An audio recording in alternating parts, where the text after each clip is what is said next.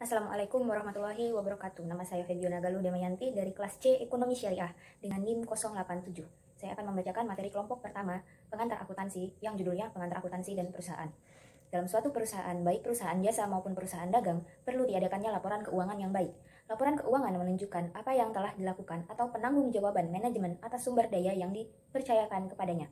Akuntansi juga dapat diterjemahkan sebagai cara atau metode yang digunakan untuk menyelenggarakan pencatatan-pencatatan mengenai transaksi keuangan, sehingga menghasilkan informasi yang relevan untuk mengambil suatu keputusan. Di dalam pencatatan, peristiwa-peristiwa ekonomi akan diklasifikasikan dan dibuat ikhtisarnya. Manfaat akuntansi atau laporan keuangan antara lain. Pertama, sebagai informasi keuangan untuk pihak yang membutuhkan. Kedua, sebagai bahan evaluasi kegiatan. Ketiga, sebagai bukti keuangan yang dapat dipertanggungjawabkan. Keempat, membantu pencatatan ekonomi keluarga. Tujuan utama akuntansi adalah menyajikan keputusan ekonomi. Salah satu bidang akuntansi adalah pembukuan atau bookkeeping, juga salah satu dari unsur perusahaan. Perusahaan juga dapat didefinisikan sebagai suatu lembaga dalam bentuk organisasi yang dioperasikan dengan tujuan untuk menyediakan barang dan jasa bagi masyarakat dengan motif untuk memperoleh keuntungan. Lanjut ke materi kelompok 2 tentang menganalisis transaksi. Setiap pelaku usaha atau perusahaan pasti akan melakukan transaksi dan semua transaksi akan dicatat ke dalam sebuah buku harian atau jurnal. Dengan menganalisis transaksi dapat dihasilkan laporan. Laporan seperti laporan laba rugi, laporan perusahaan, ekuitas, laporan posisi keuangan, laporan arus kas, sehingga kita dapat menganalisis potensi keuntungan, analisis resiko, analisis sumber dan penggunaan dana. Analisis itu juga nantinya akan digunakan sebagai persiapan rencana di masa mendatang dari kebijakan untuk pelaksanaan rencana atau kebijakan perusahaan. Menurut Kamus Besar Bahasa Indonesia atau KBBI, transaksi adalah persetujuan jual-beli dalam perdagangan antara pihak pembeli dan penjual.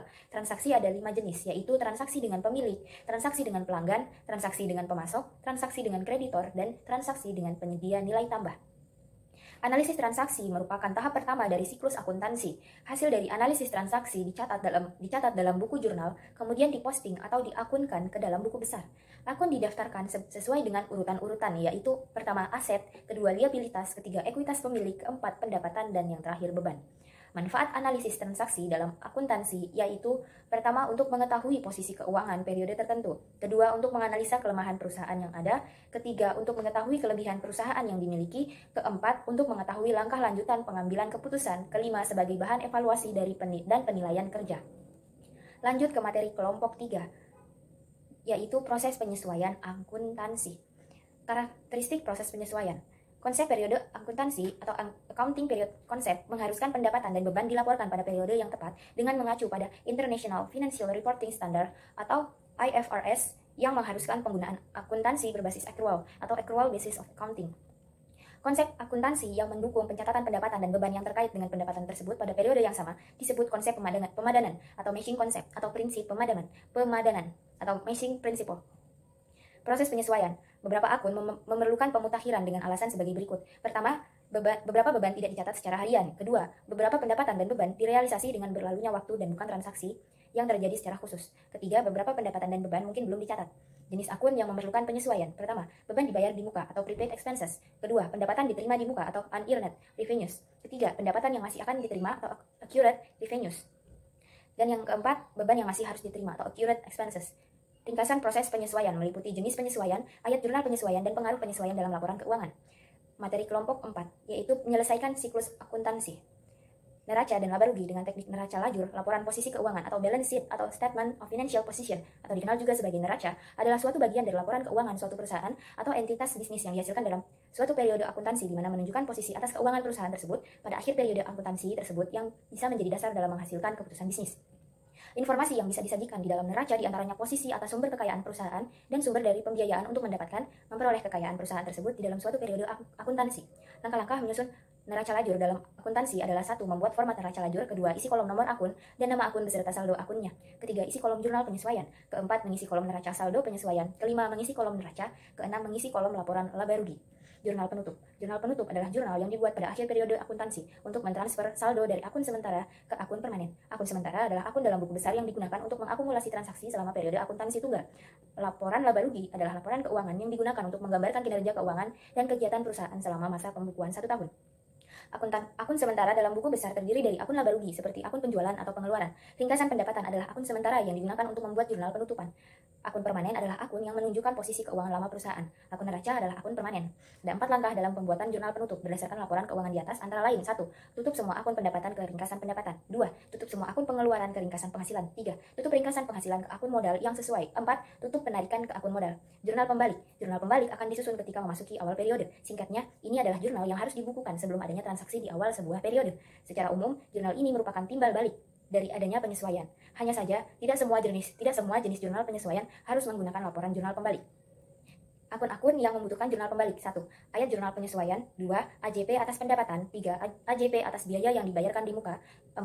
AJP atas pendapatan yang diterima di muka. Fungsi jurnal pembalik yaitu: 1. Memudahkan tiap pencatatan informasi terkait ayat jurnal penyesuaian yang dilakukan awal periode akuntansi. 2. Memudahkan penyusunan jurnal yang akan dilakukan di periode selanjutnya dan menyederhanakan banyak jurnal yang akan dibuat tersebut. Ketiga, membantu dalam mengoreksi dan meminimalisir adanya kesalahan penulisan ayat jurnal penyesuaian, misalnya saja pencatatan ganda tentang nominal beban maupun pendapatan di dalam sebuah periode akuntansi. Baik, lanjut ke materi kelompok 5, yaitu akuntansi perusahaan dagang. Perusahaan dagang adalah perusahaan yang bisnis utamanya membeli barang dari pemasok dan menjualnya lagi ke konsumen tanpa mengubah wujud barang. Ciri khusus perusahaan dagang yaitu menghitung persediaan barang, menetapkan harga penjual, hingga melaporkan seberapa besar kerugian atau keuntungan yang diperoleh. Karakteristik perusahaan dagang: 1. Pembeli. 2. Pengeluaran kas. 3. Penjualan. 4. Penerimaan kas. Jurnal transaksi yaitu jurnal yang mencatat sebuah transaksi keuangan yang timbul akibat kegiatan perdagangan seperti pembelian barang dagang, penjualan barang dagang, pengembalian barang dagang, potongan atas penjualan atau pembelian. Terdapat 2 metode pencatatan, yaitu metode fisik digunakan pada barang dagangan yang relatif murah, dan 2 metode perpetual yang memberlakukan relatif mahal. Jurnal penyesuaian yaitu yang dibuat pada akhir periode untuk menyesuaikan akun-akun agar menunjukkan keadaan yang sebenarnya setelah adanya transaksi selama periode tertentu. Transaksi yang memerlukan proses penyesuaian: 1. Biaya dibayar di muka. 2. Pendapatan dibayar di muka. 3. Utang biaya. 4. Piutang pendapatan. 5. Depresiasi atau defreksi aktiva tetap terwujud. 6. Kerugian piutang. Ada 2 cara membuat jurnal penyesuaian persediaan, yaitu metode buku fisik dan metode buku perpetual. Jurnal penutup yaitu cara membuat setiap akun nominal khusus transaksi. Nominal khusus transaksi. Tahapan-tahapan membuat akun pendapatan pada saldo kredit. Menutup akun beban pendapatan pada saldo kredit. Menutup saldo akun ikhtisar laba rugi. Menutup akun prive atau penyesuaian bagi pemilik. Macam-macam laporan keuangan: 1. Laporan laba rugi. 2. Laporan neraca. 3. Laporan arus kas. 4. Laporan piutang. 5. Laporan persediaan. Materi kelompok 6, persediaan. Persediaan merupakan unsur yang paling aktif dalam operasi perusahaan dagang dan perusahaan industri, serta perusahaan jasa. Menurut C. Rowling Wenger, Phillips E. Vasil, dan Charles S. Warren, istilah persediaan atau inventories merupakan barang dagangannya yang disimpan untuk dijual di dalam operasi perusahaan dan merupakan barang yang terdapat dalam proses produksi atau yang disimpan untuk tujuan itu. Menurut Ikatan Akuntansi Indonesia, dalam buku Standar Akuntansi, tersedia untuk dijual atau dalam kegiatan operasi normal, dalam proses produksi atau dalam kegiatan usaha normal, dalam bentuk bahan atau perlengkapan atau supplies untuk digunakan proses produksi dan pemberian jasa. Persediaan yang dapat dalam perusahaan dapat dibedakan atas jenis persediaan menurut fungsinya. 1. Batch stock atau lot size inventory. 2. Fluctuation stock. 3. Anticipation stock. Jenis-jenis persediaan menurut cara pengolahannya dan posisi barang. 1. Persediaan bahan baku. 2. Persediaan bagian produksi. 3. Persediaan bahan-bahan pembantu atau bahan pelengkap. 4. Persediaan barang setengah jadi. Klasifikasi manajemen persediaan atau invention. Ada beberapa macam menurut Dobler et al. Ada beberapa klasifikasi inventory yang digunakan oleh perusahaan, antara lain: 1. Inventory produksi. 2. Inventory MRO atau Maintenance, Repair, and Operation Supplies.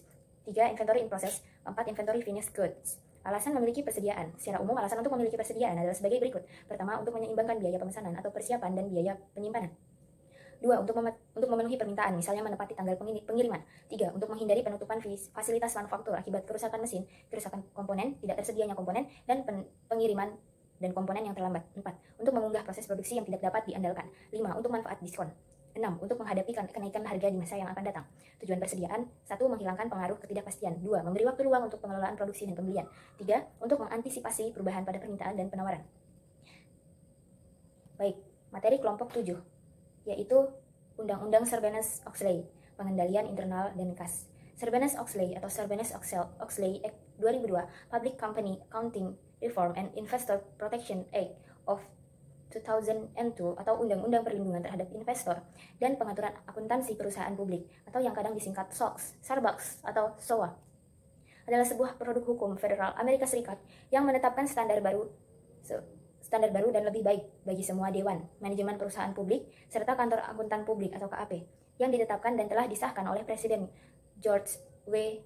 Bush pada tanggal 30 Juli 2002. Undang-undang ini diprakarsai oleh Senator Paul Sarbanes dan Representatif Michelle Oxley. Undang-undang ini dianggap sebagai salah satu hukum yang penting dan signifikan sepanjang sejarah yang mempengaruhi perusahaan publik atau perusahaan yang terdapat dalam bursa efek, yaitu perusahaan yang dimiliki oleh publik. Undang-undang ini menekankan perlunya penilaian atas pengendalian serta pelaporan keuangan bagi seluruh perusahaan. Tujuan dari SOX adalah mengembalikan keyakinan dan kepercayaan publik perusahaan terhadap laporan keuangan perusahaan, yaitu dengan menekankan pentingnya pengendalian internal yang efektif. Pengendalian internal atau internal control didefinisikan sebagai prosedur dalam proses yang digunakan oleh perusahaan untuk menjaga asetnya, memproses informasi secara akurat, dan memastikan kepatuhan terhadap hukum dan peraturan. Tujuan dari pengendalian internal antara lain sebagai berikut. 1. Perlindungan terhadap aset. 2. Informasi bisnis yang akurat. 3. Kepatuhan hukum dan peraturan yang berlaku. Elemen-elemen dalam pengendalian internal di mana manajemen bertanggung jawab merancang dan menetapkan 5 elemen untuk mencapai 3 tujuan antara lain. 1. Lingkungan pengendalian. Lingkungan pengendalian perusahaan adalah perilaku manajemen dan karyawan keseluruhan mengenai pentingnya pengendalian. 2. Penilaian resiko. Semua perusahaan menghadapi risiko, di mana manajemenlah yang harus menilai risiko dan melakukan tindakan yang diperlukan untuk mengendalikannya. 3. Proses pengendalian. Prosedur pengendalian ini dibuat untuk memberikan keyakinan yang memadai bahwa tujuan perusahaan dapat dicapai dengan mencegah suatu kecurangan. 4. Pengawasan. Pengawasan yang dilakukan terhadap sistem pengendalian internal dapat menemukan kelemahan dan memperbaikinya. 5. Informasi dan komunikasi. Informasi mengenai lingkungan, penilaian risiko, prosedur pengendalian, serta pengawasan dibutuhkan manajemen untuk mengarahkan operasi dan memastikan kepatuhan kepada pelaporan, hukum, dan peraturan yang diperlukan.